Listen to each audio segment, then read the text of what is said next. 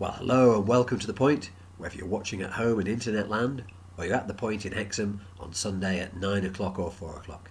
My name's David Flavel, and I'm the Minister here, and I'm delighted to be able to do the talk today. We're continuing our series on transformation, about how God transforms us, and today we're looking at the story of Jacob. And Jacob is one of the characters from the Old Testament whose life is completely changed. Today's episode is the key episode in his life, the key transformational episode, but we'll be looking at what happens to him in this time, but we need a little bit of background first. So here's an artist's impression of what his earlier life looked like. Jacob's story is a long one, but the key moment of transformation is where we join the story. Jacob, which means deceiver, has run off with his brother's birthright, the inheritance in effect. Here's a picture of him with his blind father, and he's got his wrapped furs around his arms to make it feel as though he's like his hairy-armed brother, Esau. And he's tricked his father into giving him the birthright, and then he has run off. And this is many, many years ago. He's run off and disappeared, he's got married, he's got rich, he's prospered. Decades have passed, and now he's coming home, but Esau, his brother, is going to be absolutely furious with him for what he's done. Jacob has already sent some gifts, some extravagant gifts of livestock to try and buy off Esau.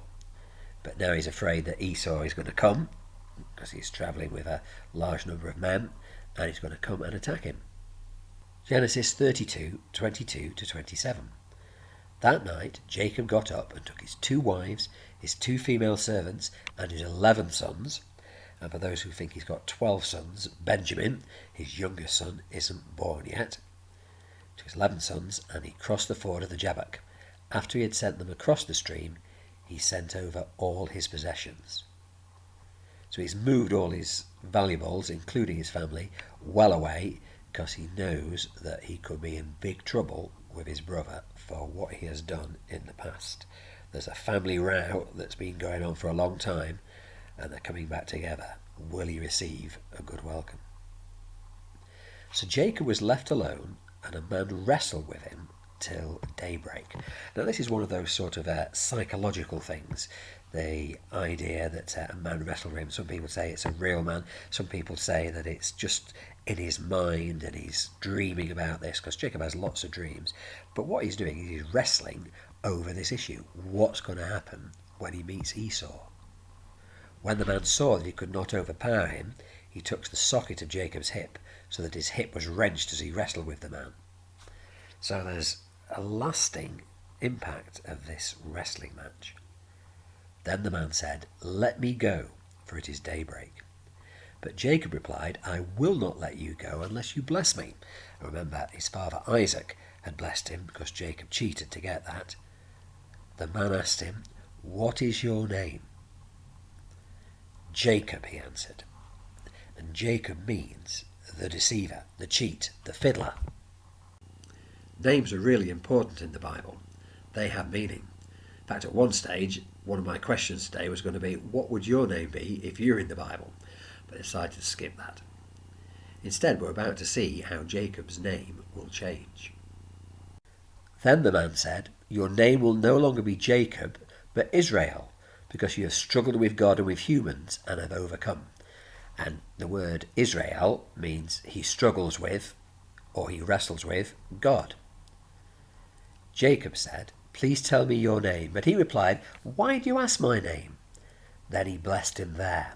And there's this sort of enigmatic idea of whose name is this? Who is this person? And the idea that this is God. So Jacob called the place Peniel, which means face of God, saying, "It's because I saw God face to face, and yet my life was spared." And any name which ends in L, like that, Israel, Peniel, Michael, Rachel, Samuel, are all something of God, or to God, or with God. So here we see that Israel is the new name because Jacob has moved from being the deceiver to being the one who has wrestled with God. Jacob's wrestling with God is sort of necessary before he makes his reconciliation with his brother Esau. And it also marks a change in the story, because prior to this, Jacob talked about the God of my father, Abraham, and the God of Isaac. But after this episode, he talks about the God of Israel, his own name. His faith, which was previously that of his parents and his grandparents, is now his own faith. He owns it for himself. He's made the decision, having wrestled with God, to follow God's way. Which brings me to my questions. Number 1, do you worry? Are you a worrier? Are you concerned about what might happen in the future? Does it stress you out? Which leads to number 2, have you ever wrestled with a decision? Have you ever been in bed at night and struggled and wrestled and sweated and thought and covered every permutation and possibility and worried about it, like Jacob did?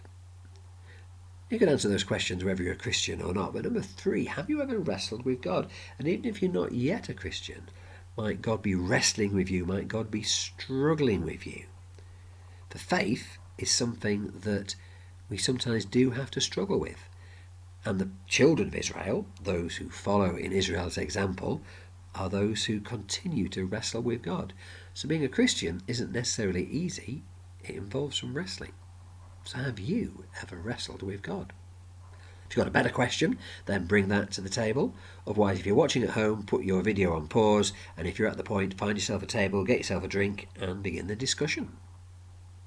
Thank you for being here today. Hope you found that interesting and challenging. I hope you can see that God still transforms people today. Let's have a look at that now as I give you my takeaways, and then I'll ask the person in charge to say the final prayer. So what must we do? Well, number 1, we should realise that faith can involve wrestling. It's not something which is necessarily simple or easy. It can be a real struggle. And part of growing in our faith is wrestling with God, struggling with God, and say things like, God, why is this happening to me? What is this going on? Or why are these things happening in the world? Or what about this, God? It is a struggle. And that's okay, because it's in the struggle that we find God. And number 2, realise that God working in us can be a struggle too. So if God's actually working in you, it can be difficult. Sometimes Christians talk about the idea of the second birth, being born again. And the first birth is a struggle. It is hard work. There's lots of things going on, and it's really hard. And when it comes, it's fantastic. And in the same way, the second birth can be a struggle, can be really hard, can be really difficult.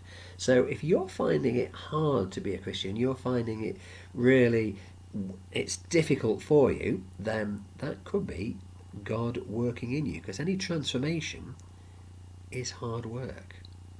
And number 3, we should remember that God transforms all kinds of people, not just the good ones. Jacob was not the kind of person you'd want as your son-in-law. I certainly wouldn't.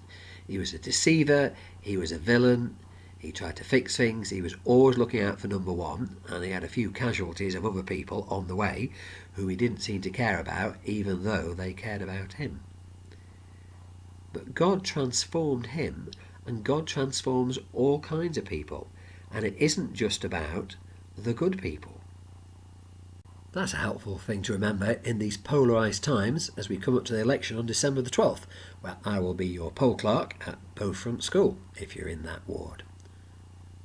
Sometimes we think that there's good people and bad people, and the good people are very good and perfect, and the bad people are very bad and horrible, and those MPs who agree with us are the great ones, and those MPs who disagree with us are the terrible ones. Yet the truth is there's a whole range of MPs in the House of Parliament which reflects the whole range of people there are in the country, good and bad just like us. So when you vote, don't look for the one who is absolutely perfect, go for the one who will closest fit to your views. And remember that God worked in Jacob and was able to transform him, and God can use all kinds of people. So this week I hope the struggle isn't too hard, but if it is, remember that it just might be God working in you.